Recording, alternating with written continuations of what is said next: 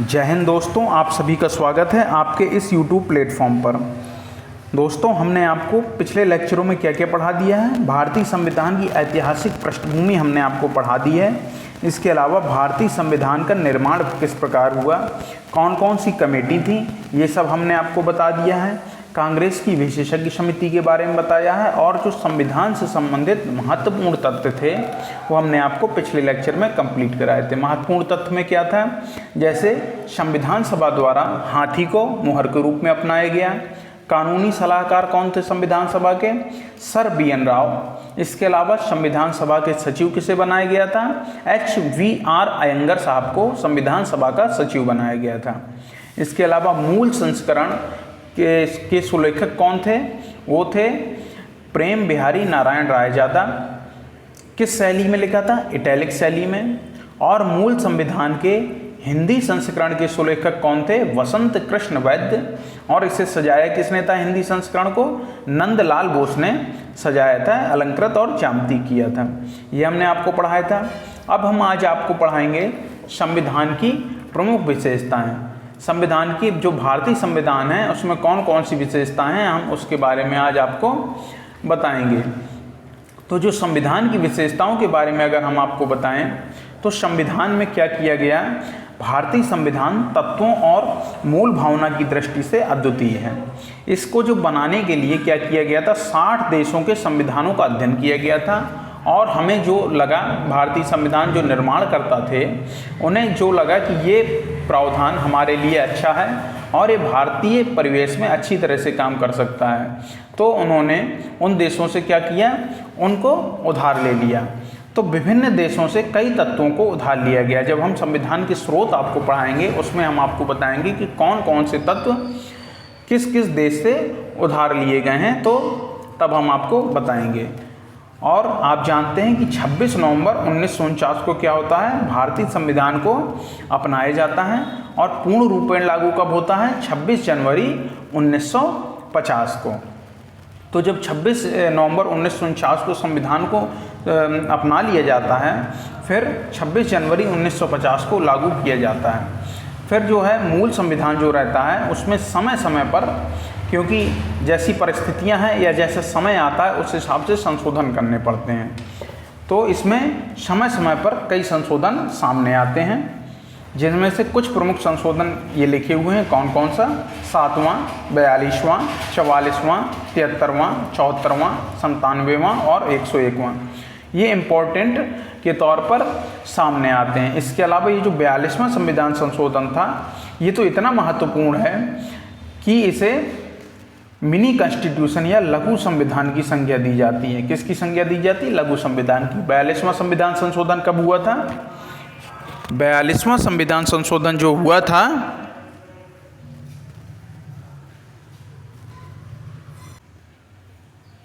1976 में हुआ था।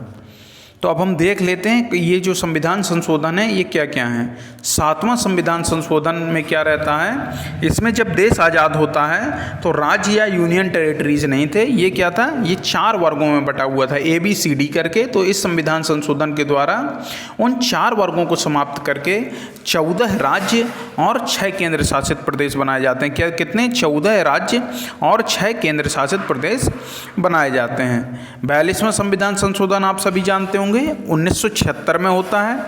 इसमें क्या किया जाता है, संविधान की प्रस्तावना में संशोधन करके उसमें 3 नए शब्द जोड़े जाते हैं, समाजवादी, धर्मनिरपेक्षता और अखंडता। ये 3 शब्द जोड़े गए। कौन कौन से? समाजवादी, धर्मनिरपेक्ष और अखंडता, ये 3 शब्द जोड़े गए। इसके अलावा इसी में मौलिक कर्तव्य जोड़े जाते हैं। स्वर्ण सिंह कमेटी की सिफारिश पर भाग 4 का करके जोड़ा जाता है संविधान में, जिसमें मौलिक कर्तव्यों के बारे में हमें वर्णन किया गया है। तो मौलिक कर्तव्य क्या थे? मौलिक कर्तव्य मूल संविधान में एक भी नहीं थे। 42वें संविधान संशोधन 1976 द्वारा जोड़े गए थे मौलिक कर्तव्य। इसके अलावा जो 44वां संविधान संशोधन था ये 1978 में होता है। और इसमें क्या रहता है, इसमें जो राष्ट्रीय आपातकाल के संदर्भ में आंतरिक अशांति शब्द का प्रयोग किया गया है उसकी जगह पर क्या कर दिया जाता है, सशस्त्र विद्रोह कर दिया जाता है। क्योंकि आंतरिक अशांति के नाम पर 1975 में तत्कालीन प्रधानमंत्री इंदिरा गांधी ने आपातकाल लगवा दिए। तो वैसे तो राष्ट्रपति लगाते हैं लेकिन प्रधानमंत्री ने ही सिफारिश की थी। इसके अलावा इसमें एक और काम किया गया था 44वें संविधान संशोधन 1978 द्वारा। मूल अधिकारों में जो शामिल था संपत्ति का अधिकार, उसे विधिक या कानूनी अधिकार बनाकर अनुच्छेद 300 का में डाल दिया जाता है। इसके अलावा अनुच्छेद 20 और 21 द्वारा प्रदत्त मूल अधिकारों को राष्ट्रीय आपातकाल में निलंबित नहीं किया जा सकता, इसका प्रावधान भी किया जाता है। तो आपसे प्रश्न पूछा जाएगा, किस प्रकार का प्रश्न आएगा कि कौन से अनुच्छेद को आपातकाल के दौरान भी निलंबित नहीं किया जा सकता। तो आप लोग को क्या बताना है, अनुच्छेद 20 और अनुच्छेद 21 को आपातकाल के दौरान भी निलंबित नहीं किया जा सकता। तो याद रखिएगा, कई बार आ चुका है पीसीएस में, तो इसलिए इस प्रश्न को याद रखना बहुत इम्पोर्टेंट है कि कौन सा अनुच्छेद, अनुच्छेद 20 और अनुच्छेद 21 को क्या नहीं किया जा सकता, राष्ट्रीय आपातकाल के दौरान इसे निलंबित नहीं किया जा सकता। अगर हम अनुच्छेद 20 की बात करें तो इसमें किस बात का वर्णन किया गया है, इसमें किया गया है अपराध के लिए दोष सिद्धि के संबंध में संरक्षण। याद रखिएगा, अनुच्छेद 20 में कहा गया है अपराध के संबंध में अपराध के संबंध में नहीं, अपराध के लिए दोष सिद्धि के संबंध में संरक्षण दिया गया है। और अनुच्छेद 21 क्या है, प्राण एवं दैहिक स्वतंत्रता का संरक्षण, ये अनुच्छेद 21 में कहा गया है। तो इसको भी याद रखिएगा। अब हम चलते हैं 44वां संविधान संशोधन हो गया।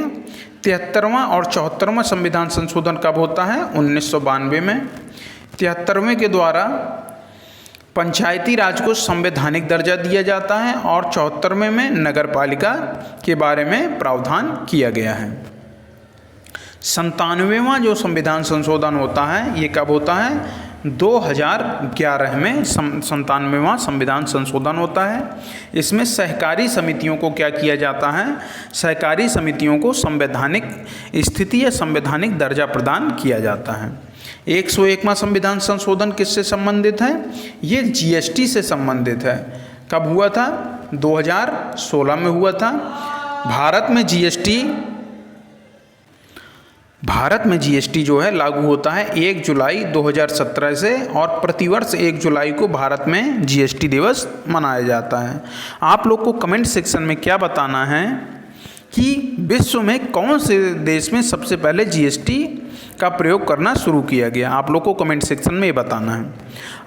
आगे चलते हैं। आगे चलने पे क्या होता है, हमने आपको ये बताया है कि संविधान में कई बड़े परिवर्तन करने वाले 42वें संविधान संशोधन को क्या कहा जाता है, मिनी कॉन्स्टिट्यूशन या लघु संविधान कहा जाता है।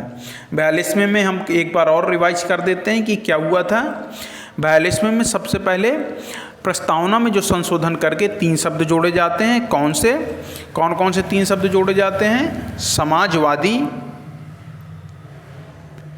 धर्मनिरपेक्ष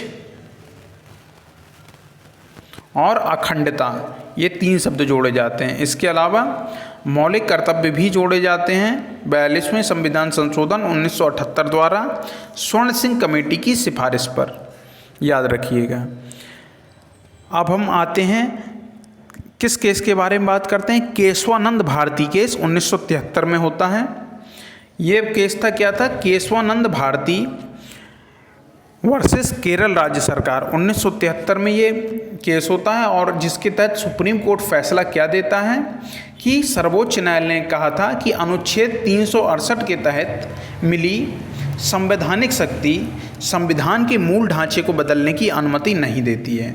तो ये जो अनुच्छेद 368 है इसके तहत कौन सी संवैधानिक शक्ति मिली है, ये है संविधान संशोधन प्रक्रिया। संविधान से संबंधित जो संशोधन प्रक्रिया का उल्लेख है अनुच्छेद 368 में दिया गया है। और ये संवैधानिक शक्ति किसे दी गई है? संसद को। तो ये कहा गया था केशवानंद भारती केस वर्सेस केरल राज्य सरकार जो था 1973 में, उसमें कहा गया था कि संसद अनुच्छेद 368 यानी संविधान संशोधन तो कर सकती है प्रस्तावना में, मतलब संशोधन कर सकती है, लेकिन प्रस्तावना के मूल ढांचे को परिवर्तित नहीं कर सकती। ऐसा कोई भी संविधान संशोधन नहीं किया जाएगा प्रस्तावना में जिससे उसके मूल ढांचे में किसी प्रकार का कोई परिवर्तन आए। अब हम आगे चलते हैं, संविधान की विशेषताओं के बारे में बात करते हैं।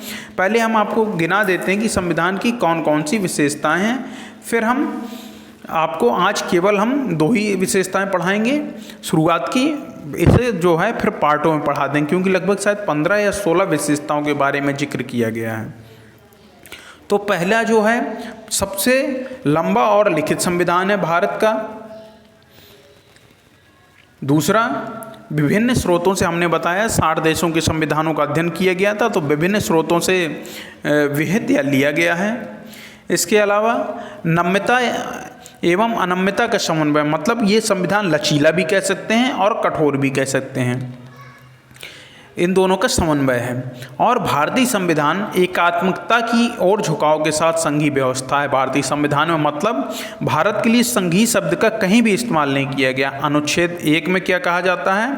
भारत राज्यों का संघ है, ना कि संघीय करके कोई शब्द इस्तेमाल किया गया, बल्कि कहा गया है भारत राज्यों का संघ है। इसे याद रखिएगा। जब हम आपको पढ़ाएंगे थोड़ी डिटेल में बताते जाएंगे संविधान की विशेषताएं। अभी हम आपको केवल एक उसे क्या कहते हैं कि एक हल्की सी प्रिसाइज टाइप में कर रहे हैं कि मतलब एक सारांश टाइप बता रहे हैं, फिर हम डिटेल में आपको जब पढ़ाएंगे तब बताएंगे। फिर उसके बाद क्या है कि भारत में सरकार का संसदीय स्वरूप है। भारत ने अध्यक्षीय प्रणाली की बजाय ब्रिटेन की संसदीय प्रणाली को अपनाया है। अध्यक्षीय प्रणाली कहाँ पर है? ये है अमेरिका में, और संसदीय प्रणाली ब्रिटेन में। इसी संसदीय प्रणाली को भारत ने अपनाया है। इसके अलावा संसदीय संप्रभुता और न्यायिक सर्वोच्चता में समन्वय। भारत में ना तो संसद सर्वोच्च है जैसा कि कहाँ पर है, क्या नाम है, ब्रिटेन में, और ना ही न्यायपालिका सर्वोच्च है जैसे अमेरिका में है, बल्कि भारत में संसद और जो न्यायपालिका है इन दोनों में समन्वय है, इन दोनों की सर्वोच्चता में समन्वय है। कि किस प्रकार से कि भारतीय संविधान में विधि द्वारा स्थापित प्रक्रिया के बारे में कहा गया है।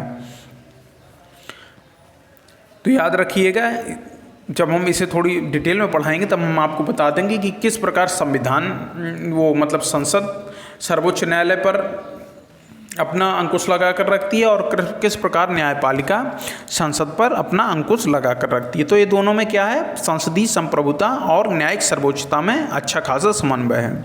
इसके अलावा भारतीय संविधान में एकीकृत व स्वतंत्र न्यायपालिका का जिक्र किया गया है। भारतीय संविधान में मौलिक अधिकारों के बारे में वर्णन किया गया है। मौलिक अधिकारों के बारे में वर्णन किया गया है किसमें? भारतीय संविधान में। इसके अलावा भारतीय संविधान में क्या है, मौलिक कर्तव्यों के बारे में भी बताया गया है। तो ये क्या है कि मौलिक अधिकार जो दिए गए हैं, मौलिक अधिकार कौन से अनुच्छेद से कौन से अनुच्छेद तक दिए गए हैं? मौलिक अधिकार दिए गए हैं अनुच्छेद 12 से लेके अनुच्छेद 35 तक। उसके बाद फिर क्या आते हैं? भाग 3 में है ये मौलिक अधिकार। मौलिक कर्तव्य क्या है? मौलिक कर्तव्य से पहले राज्य के नीति निर्देशक तत्व भी हैं। राज्य के नीति निर्देशक तत्व भी हैं भारतीय संविधान में। तो याद रखिएगा, मौलिक अधिकार, राज्य के नीति निर्देशक तत्व यानी डीपीएसपी कहते हैं, directive principle of state policy English में, इसलिए डीपीएसपी लिख दिया। और मौलिक कर्तव्य, ये तीनों भारतीय संविधान की विशेषताओं में ही है। मौलिक अधिकार दिया है अनुच्छेद 12 से लेके 35। भाग पूछा जाए तो भाग 3 डीपीएसपी, अनुच्छेद 36 से लेके 51 संविधान के चौथे भाग में। और मौलिक कर्तव्य क्या है? अनुच्छेद 51 का जोड़ा गया। और भाग कौन सा है? भाग 4 का ये भी जोड़ा गया था, क्योंकि ये मूल संविधान का अंग नहीं था। इसे 42वें संविधान संशोधन 1976 द्वारा मौलिक कर्तव्यों को जोड़ा जाता है। ये संविधान की विशेषताएं हो गई। इसके अलावा एक धर्मनिरपेक्ष राज्य के बारे में संविधान में उल्लेख किया गया है कि भारत का संविधान जो है धर्मनिरपेक्ष है, यह किसी धर्म विशेष को भारत के धर्म के तौर पर मान्यता नहीं देता है। इसके बाद फिर क्या आएगा, सार्वभौम वयस्क मताधिकार। जो भी 18 वर्ष से ऊपर के हैं उन्हें बिना किसी भेदभाव के, चाहे वो गरीब हों चाहे अमीर हों, पढ़े लिखे हों या ना पढ़े लिखे हों, इससे कोई मतलब नहीं है, बिना किसी भेदभाव के सार्वभौम वयस्क मताधिकार प्रदान किया गया है भारतीय नागरिकों को। लेकिन क्या है, कम से कम उम्र 18 वर्ष होनी चाहिए। इसके अलावा एकल नागरिकता का प्रावधान किया गया है भारतीय संविधान में। स्वतंत्र निकाय के रूप में भारतीय संविधान में क्या कहा गया है कि भारतीय संविधान न केवल विधायिका, कार्यपालिका व सरकार तथा न्यायिक अंग ही उपलब्ध कराता है, बल्कि कुछ स्वतंत्र निकायों की भी स्थापना करता है। स्वतंत्र निकायों की भी उल्लेख किया गया है। हम बताएंगे आपको कौन कौन से स्वतंत्र निकाय के बारे में उल्लेख किया गया है। जैसे जैसे आगे बढ़ते जाएंगे और जो जो टॉपिक आते जाएंगे हम आपको कंप्लीट कराते जाएंगे, आप बिल्कुल परेशान ना होइए। फिर भी हम एक दो स्वतंत्र निकाय आपको यहाँ बता देते हैं। जैसे निर्वाचन आयोग के बारे में बात की गई है भारतीय संविधान में अनुच्छेद 324 में। संघ लोक सेवा आयोग के बारे में बात की गई है। महालेखा और भारत का नियंत्रक एवं महालेखाकार के बारे में बात की गई है। राज्य लोक सेवा आयोग के बारे में बात की गई है। इन्हें स्वतंत्र निकाय के रूप में भारतीय संविधान ने क्या किया है, इन्हें स्वतंत्र निकाय के रूप में इनकी स्थापना की है। इसके अलावा भारतीय संविधान में क्या है, आपातकालीन प्रावधान भी दिए गए हैं। आप जानते हैं आपातकालीन प्रावधान 352 में क्या दिया गया है, राष्ट्रीय आपातकाल। इसी में क्या किया गया था, आंतरिक अशांति हटा के सशस्त्र विद्रोह लगाया गया था। किसके द्वारा, 44वें संविधान संशोधन 1978 के द्वारा। हमने आपको थोड़ी देर पहले बताया था। और अनुच्छेद 356 जो है राष्ट्रपति शासन से है, यानी राज्य में आपातकाल से संबंध है। और अनुच्छेद 360 वित्तीय आपातकाल से संबंधित है। एक प्रश्न यहाँ याद रखने वाला है कि भारत में अभी भी एक भी बार वित्तीय आपातकाल नहीं लगा है। ये प्रश्न पूछ लिया जाता है कि भारत में वित्तीय आपातकाल कितनी बार लगा है, तो भारत में एक भी बार अभी तक वित्तीय आपातकाल नहीं लगा है। इसके अलावा भारत में त्रिस्तरीय सरकार की व्यवस्था की गई है। त्रिस्तरीय सरकार की व्यवस्था की गई है बलवंत राय मेहता की समिति के द्वारा। त्रिस्तरीय जो है पंचायती राज का जो त्रिस्तरीय बताया गया था स्थानीय सरकार के लिए, वो जोड़ा गया था। फिर सहकारी समितियां हैं, हमने आपको बताया था सहकारी समितियों को भी संवैधानिक दर्जा दिया गया है। तो ये हमने आपको अभी बताया था कि 97वां संविधान संशोधन 2011 द्वारा सहकारी समितियों को संवैधानिक संरक्षण प्रदान किया गया है। तो ये जो हैं ये सब क्या हैं, ये भारतीय संविधान की विशेषता है। एक बार फिर से देख लेते हैं कौन कौन सी। संविधान, भारत का संविधान सबसे बड़ा लिखित संविधान है, विभिन्न स्रोतों से लिया गया है। नम्यता और अनम्यता का मतलब कठोरता और लचीलेपन का अद्भुत समन्वय है। एकात्मकता की ओर झुकाव के साथ संघीय व्यवस्था है, मतलब भारत राज्यों का संघ है। सरकार का संसदीय स्वरूप अपनाया गया, ना कि अध्यक्षीय। संसदीय संप्रभुता एवं न्यायिक सर्वोच्चता में अद्भुत समन्वय है। एकीकृत और स्वतंत्र न्यायपालिका है भारतीय संविधान के द्वारा। भारत में मौलिक कर्तव्य दिए गए हैं। राज्य के नीति निर्देशक तत्वों के बारे में वर्णन किया गया है। मौलिक कर्तव्यों के बारे में वर्णन किया गया है। एक धर्मनिरपेक्ष राज्य के रूप में भारत को दर्शाया गया है। सार्वभौम वयस्क मताधिकार बिना किसी भेदभाव के, जिनकी उम्र 18 वर्ष से मतलब कम से कम 18 वर्ष है, उन्हें दिया गया है। एकल नागरिकता के प्रावधान को भारतीय संविधान फॉलो करता है, ना कि अमेरिका। जैसे अमेरिका में दोहरी नागरिकता है, वैसी भारत नहीं स्वीकार करता। भारत एकल नागरिकता के सिद्धांत को स्वीकार करता है।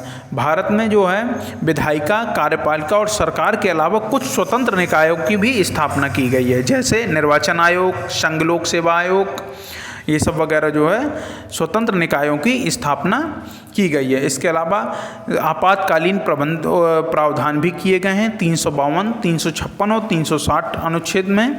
352 क्या है, 352 में राष्ट्रीय आपातकाल है।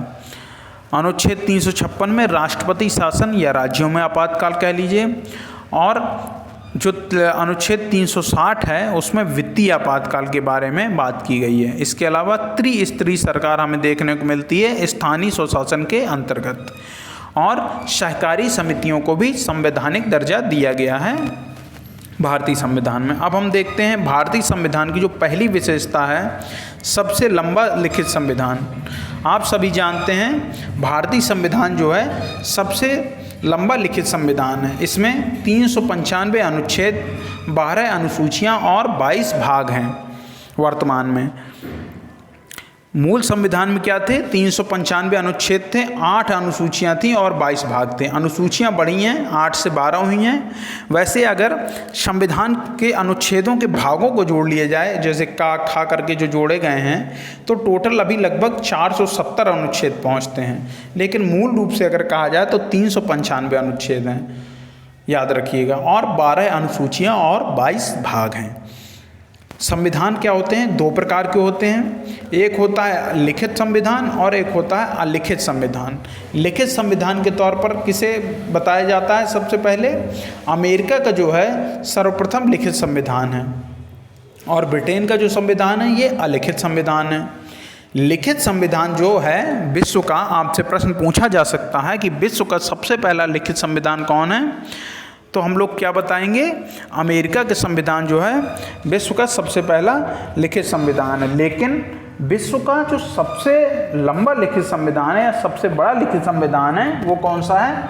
वो है भारत का। याद रखिएगा, 395 अनुच्छेद, 12 अनुसूचियां और 22 भाग के साथ सबसे बड़ा लिखित संविधान है। जो दूसरी विशेषता, विभिन्न स्रोतों से विहित।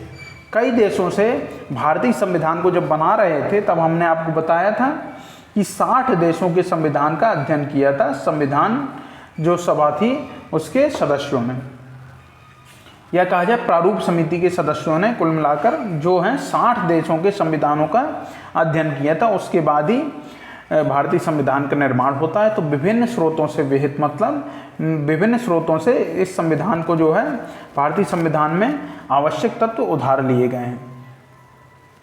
और देखिए इस मामले में डॉक्टर अंबेडकर का एक कथन भी है। डॉक्टर अंबेडकर क्या कहते हैं कि भारत के संविधान का निर्माण विश्व के विभिन्न संविधानों को छानने के बाद किया गया है। याद रखिएगा, विश्व के विभिन्न संविधानों को छानने के बाद किया गया है। फिर भी भारत के संविधान पर सबसे ज़्यादा जो हमें प्रभाव देखने को मिलता है, भारत सरकार अधिनियम 1935 का हमें देखने को मिलता है। ऐसा कहा जाता है कि सीधे सीधे 250 बंद जो भारत शासन अधिनियम 1935 में थे उनको शामिल किया गया है भारतीय संविधान में। तो ये प्रश्न भी आता है कि भारत के संविधान पर सबसे ज़्यादा प्रभाव किसका है? तो याद रखिएगा, भारत सरकार अधिनियम 1935 का रहा है। ये प्रश्न कई बार पूछा गया, इसलिए इसे जरूर याद रखिएगा कि भारतीय संविधान पर सबसे ज़्यादा प्रभाव जो है भारत सरकार अधिनियम 1935 का है। अगले पे चलते हैं, नम्यता और अनम्यता का समन्वय। नम्यता और अनम्यता के समन्वय से क्या मतलब है? नम्यता मतलब लचीलापन और अनम्यता मतलब कठोरता का अद्भुत संगम है। भारतीय संविधान को ना तो हम लचीला कह सकते हैं और ना ही कठोर कह सकते हैं, बल्कि यह दोनों का मिला जुला स्वरूप है। मतलब अगर हमें इसमें संविधान संशोधन करना है किसी प्रकार का, तो इसमें क्या है, उस तरीके से मतलब ब्रिटेन और अमेरिका की तरह हमें इसमें कठोरता और लचीलापन दोनों का हमें मिश्रण देखने को मिलता है। किस प्रकार कि अगर हमें संविधान संशोधन करना हो तो आम कानून की तरीके हमें प्रक्रिया अपनानी पड़ती है, जैसे ब्रिटेन में अपनाते हैं, भारत में ऐसा भी होता है, और विशेष प्रक्रिया भी अपनानी पड़ती है जैसे अमेरिका में अपनाते हैं। तो भारत में विशेष प्रक्रिया भी अपनाई जाती है संविधान संशोधन के लिए, और आम प्रक्रिया भी अपनाई जाती है। तो क्योंकि जैसे संविधान के कुछ अगर प्रावधान भारत में अगर हमें उन्हें संशोधित करना है तो आम विधायी प्रक्रिया की तरह सामान्य बहुमत से संशोधित कर लिए जाते हैं, लेकिन कुछ जो रहते हैं उसमें विशेष तरीके के क्या करना पड़ता है, विशेष प्रक्रिया का पालन करना पड़ता है। विशेष प्रक्रिया में 2 प्रक्रियाओं के बारे में जिक्र किया गया है भारतीय संविधान में। एक क्या रहता है, दोनों सदनों में जब कोई विशेष प्रक्रिया का हमें अनुपालन करना हो तो दो प्रकार के रहते हैं। क्या रहता है कि दोनों सदनों में उपस्थित मतदान में भाग लेने वाले सदस्यों को 2/3 बहुमत और प्रत्येक सदन में कुल सदस्यों का बहुमत, एक ये प्रक्रिया रहती है। और दूसरी रहती है, ये थोड़ी ज़्यादा बड़ी होती है, कि संसद में विशेष बहुमत तो चाहिए। ये जो हमने ऊपर बताया अभी कि दोनों सदनों में उपस्थित और मतदान देने वाले सदस्यों का 2/3 बहुमत और प्रत्येक सदन में कुल सदस्यों का बहुमत, ये विशेष बहुमत वाला रहता है, ये तो चाहिए ही चाहिए। इसके अलावा आधे से अधिक राज्यों के अनुमोदन से ही संशोधित किया जा सकता है। तो जो कुछ रहते हैं जो प्रावधान, उन्हें हम सामान्य बहुमत से कर सकते हैं, ये लचीलापन दिखाता है भारतीय संविधान का। और जो विशेष बहुमत और विशेष के ऊपर फिर राज्यों के अनुमोदन से संशोधित करना, ये जो है विशेष प्रक्रिया रहती है। तो ये अनम्यता यानी कठोरतापन का भी हमें रूप दिखाता है। तो भारतीय संविधान में लचीलापन और कठोरता जो है दोनों के बारे में जिक्र किया गया है। तो दोस्तों, आज ये 3 जो है हमने आपको बताई भारतीय संविधान की प्रमुख विशेषता। इसके बाद जो है आगे की विशेषता हम अपने अगले लेक्चर में बताएंगे, नहीं तो वीडियो काफ़ी बड़ा हो जाता है। बाकी आपको क्या करना है, आपने अगर अभी तक इस वीडियो को लाइक नहीं किया तो प्लीज़ लाइक करिए, वीडियो को शेयर करिए, और आपने अगर अभी तक हमारे इस यूट्यूब चैनल को सब्सक्राइब नहीं किया है तो प्लीज़ सब्सक्राइब जरूर करिए। तो दोस्तों, अब हम आपसे अपने नेक्स्ट लेक्चर में मिलते हैं। जय हिंद, जय भारत।